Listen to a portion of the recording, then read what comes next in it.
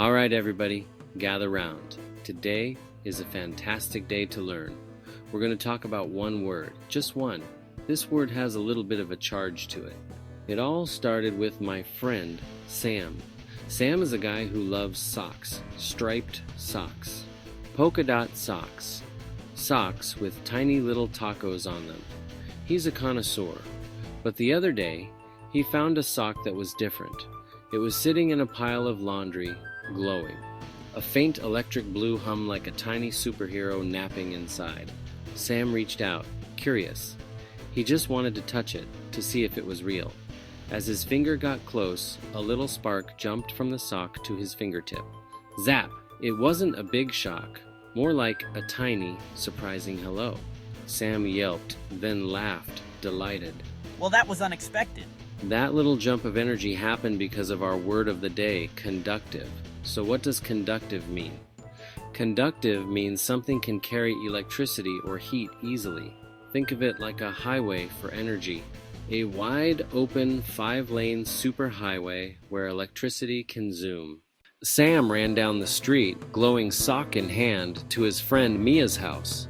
Mia opened the door, took one look at the glowing sock, and her whole face lit up. Now Mia isn't your typical scientist. She's a scientist in training. She has huge round glasses that make her eyes look like two curious planets. She's almost always wearing a silly hat. Today, it was a propeller beanie.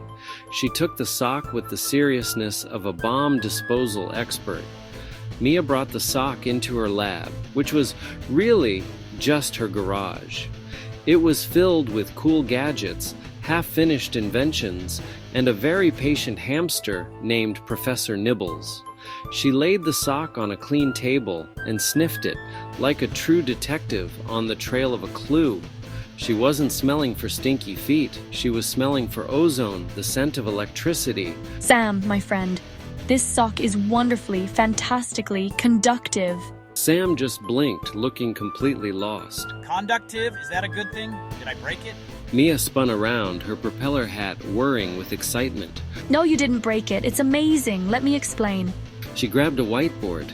Okay, so conductive means something lets electricity or heat move through it, super easily. Imagine electricity is a tiny car. A conductive material is like a perfect, smooth road for that car. Vroom. Mia's eyes twinkled behind her big glasses. Exhibit A. She took a tiny watch battery and touched it to one end of the spoon. With her other hand, she touched the other end with a little wire. A tiny LED blinked on. See, she said, metal is conductive. It's the ultimate superhighway for electricity. The electric car can zoom from the battery, through the spoon, to the light. Sam nodded, eyes wide. That was like the shock from a metal doorknob. Exhibit B! Mia grabbed a small bowl and poured tap water into it. She sprinkled a tiny pinch of salt and stirred. She lowered 2 wires into the salty water, keeping them apart. The LED blinked on again, a bit dimmer. Water with salt can also be conductive. The electricity is swimming through the water from one wire to the other. Sam thought of rainy days and puddles. Be careful with plugs and water. Mia cheered and gave him a high five. Now, the opposite. What is not conductive? She picked up a wooden block from her workbench. She touched wires to opposite ends of the wood. Nothing, the little light stayed dark. Wood is not conductive. It's like a muddy, bumpy road. The electric car can't get through. We call things that block electricity insulators. Insulator. Exhibit D. This wall. Okay, Sam said, I get it. Metal, salty water, wood, walls. But why is my sock conductive? It's made of cotton, right? He poked the sock, which was still giving off its gentle blue glow.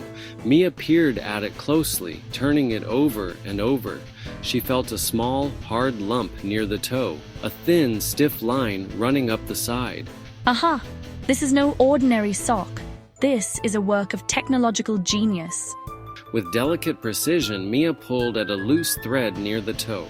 A tiny flap of fabric opened up, revealing a miniature battery, no bigger than a ladybug, and a minuscule LED light. Someone put a tiny power source in here. Then she followed the stiff line up the side of the sock. And this isn't a normal thread. This is a special kind of thread, woven with microscopic bits of metal. It's conductive thread. The mystery was unraveling. The sock wasn't magic, it was science. Look, she sketched a sock with a battery and a light. The battery sends its little electric cars out. They travel along the superhighway, the conductive thread, to the light. The light turns on. Voila, a glowing sock. Sam was amazed. Simple and clever at once. So the zap was a little electricity escaping? Exactly, and probably a loose strand. You're conductive too.